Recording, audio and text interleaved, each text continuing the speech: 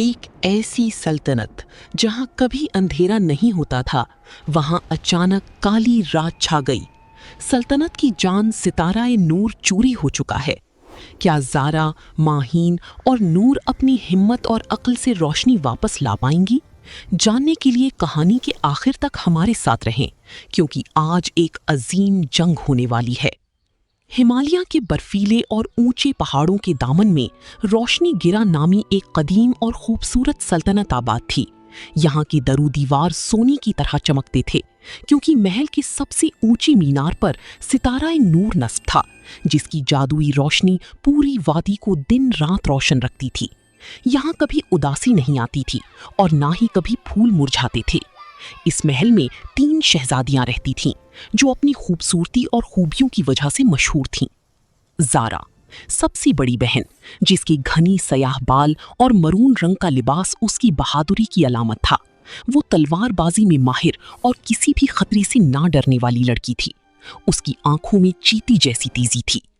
ماہین، منجلی بہن، جو پرپل لباس میں ہمیشہ پروقار لگتی تھی۔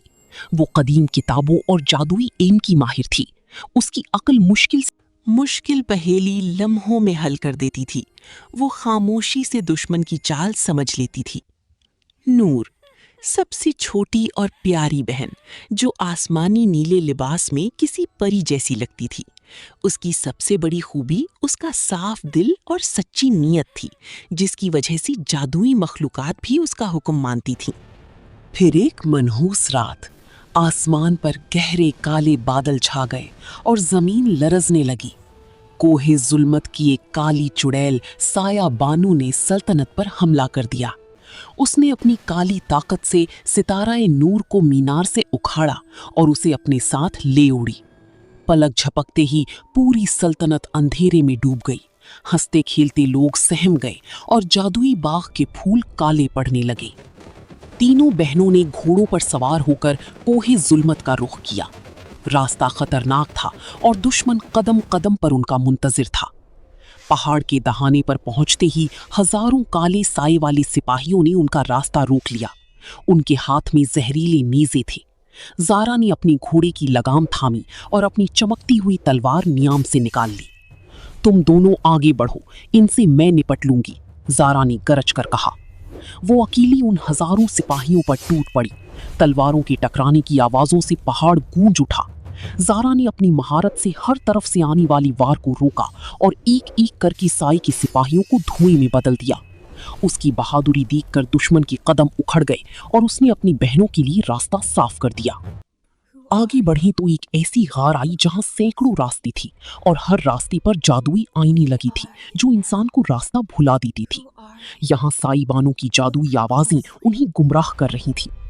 ماہین نے اپنی پرپل کتاب کھولی اور آنکھیں بند کر لی۔ اس نے اپنی جادوئی عقل سے ان چھوٹی آئینوں کا جال توڑ دیا۔ اس نے زمین پر موجود قدیم نشانات کو پہچانا اور بتایا کہ کون سا راستہ اصل ہے اور کون سا موت کا جال۔ ماہین کی ذہانت نے انہیں اس بھول بھلیا سے صحیح سلامت نکال لیا جہاں بڑی بڑی سورما بھٹک کر مر چکی تھی۔ آخر میں وہ چڑیل کی دربار میں پہنچی، جہاں ستارہ نور ایک کالی پنجرے میں قید تھا۔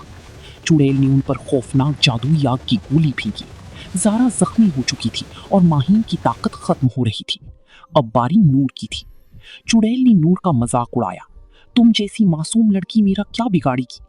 نور نے نڈر ہو کر اپنا ہاتھ ستارے کی طرف بڑھایا۔ اس نے اپنی آنکھیں بند کی اور اپنی دل کی تمام پاکیزگی اور محبت کو یکجا کر دیا۔ اچانک نور کی جسم سے ایک سفید روشنی نکلی جس نے چڑیل کی کالی جادو کو بے اثر کر دیا۔ ستارہ نور شہزادی نور کی سچی پکار سن کر خود بخود پنجری سے باہر نکل آیا اور چڑیل اس کی تیز روشنی برداشت نہ کر سکی اور راکھ بن گئی۔ تینوں بہنیں فتح کا جھنڈا لہراتے ہوئے واپس پہنچیں۔ جیسے ہی ستارہ مینار پر رکھا گیا، پوری وادی دوبارہ روشنی سے نہا گئی۔ اندھیرا چھٹ گیا اور روشنی گرا کی سلطنت پہلے سے بھی زیادہ خوبصورت ہو گئی۔